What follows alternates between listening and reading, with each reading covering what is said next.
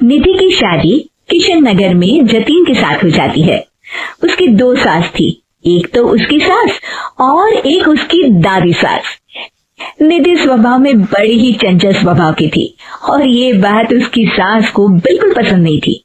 एक दिन निधि हेडफोन लगाकर गाने सुन रही होती है और नाच रही होती है। तभी उसकी सास वहां आ जाती है।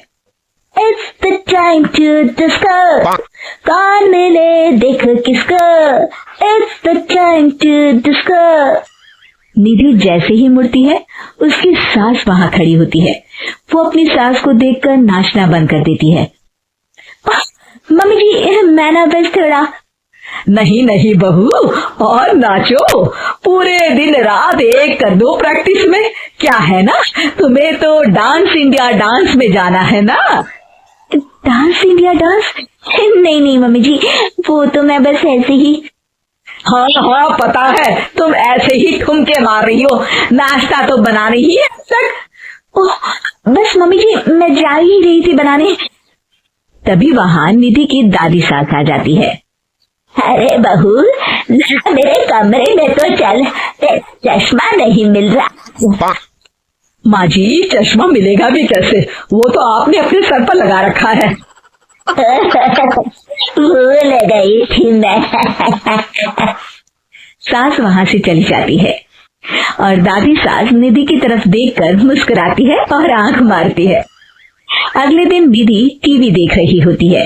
तभी वहां उसकी सास आती है और कहती है, बहू ये क्या, दिन भर टीवी के सामने अपनी आंखें खराब करती रहती है तू। मम्मी जी, वो कोई काम नहीं था तो मैंने सोचा कि टीवी ही देख लूं। अच्छा, काम नहीं था, कोई नहीं, रात में घर में कुछ रिश्तेदार आ रहे हैं, उनका खाना बनाना है। चलिए बहुरानी जी। हैं? कितने लोग आ रहे हैं मम्मी जी? यही कोई 10-12 लोग होंगे। अभी से ही लग जाओ काम पर, समझी। उनकी खातिरदारी में कोई कमी नहीं रहनी चाहिए। सास वहां से चली जाती है। बाप रे, 10-12 लोग, इतने लोगों का खाना, इतना खाना तो एक साथ मैंने कभी नहीं बनाया। निधि रसोई में जाती है और सब्जी काटना शुरू करती है। सब्जी काटते हुए काफी वक्त बीत जाता है। तभी उसकी सास आती है। ये क्या, अभी तक सब्जी ही काट रही है? अरे अभी तक तो सब्जी बन भी जानी चाहिए थी।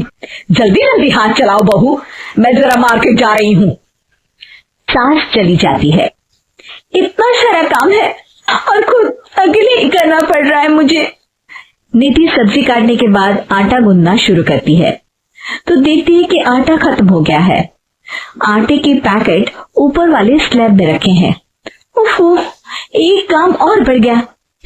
निधि आटा निकालने के लिए स्टूल पर चढ़ती है और पैकेट उतारने लगती है। तभी उसका बैलेंस बिगड़ता है और सारा आटा उसके ऊपर गिरता है।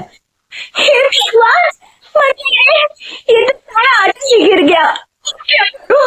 आज तो सासू माँ से बहुत डांट पड़ेगी। तभी उसकी दादी सास को रोने की आवाज आती है और वो रसोई की तरफ आ जाती है।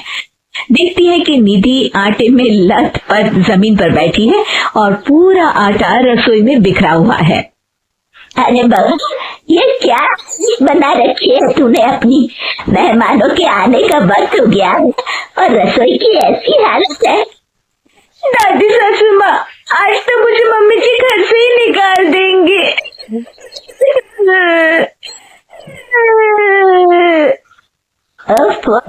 रोना बंद भी करो और जल्दी से सफाई शुरू करो। चलो, खाना मैं बना देती हूँ। निधि सफाई में लग जाती है और दादी सास झटपट सारा खाना बना देती है। रात में सारे मेहमान खाने पर बैठते हैं। लीजिए ना, आज तो सारा खाना हमारी बहू ने बनाया है। सब खाना शुरू करते हैं। कैसा लगा आप लोगों को बहू के हाथ का खाना? खाना बहुत ही अच्छा बना है। हाँ हाँ, और ये पालक पनीर बहुत ही अच्छा है। ये सुनकर निधि बहुत खुश हो जाती है और अपनी सास की तरफ देखती है तो देखती है कि उसकी सास तो कुछ भी खा ही नहीं रही होती। अरे मम्मी जी, आप लीजिए ना, मैं परोसती हूँ आपको। ये लीजिए पालक पनीर और ये लीजिए रोटी। सास जैसे ही खाने का निवाला खाती है तो अपनी बहू की तरफ देखती है कैसा बना है खाना मम्मी जी? सास दादी सास की तरफ देखती है।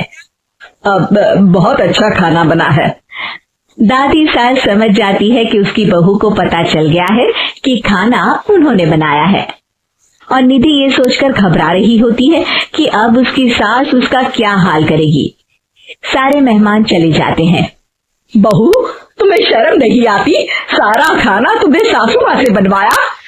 नहीं मम्मी जी, वो दरअसल आटा। तभी दादी सास वहां आ जाती है और निधि की बात काटते हुए कहती है, अरे बहू, मेरी थोड़ी सी तबीयत ठीक नहीं लग रही, तू जरा डॉक्टर को तो बुला दे। अरे सासू माँ, क्या हो गया आपको? चलिए कमरे में आइए आप। सास निधि की दादी सास को अंदर लेकर जाती है और दादी सास एक बार फिर से निधि की तरफ देखकर मुस्कुराती है। दादी सास ने मुझे फिर से बचा लिया।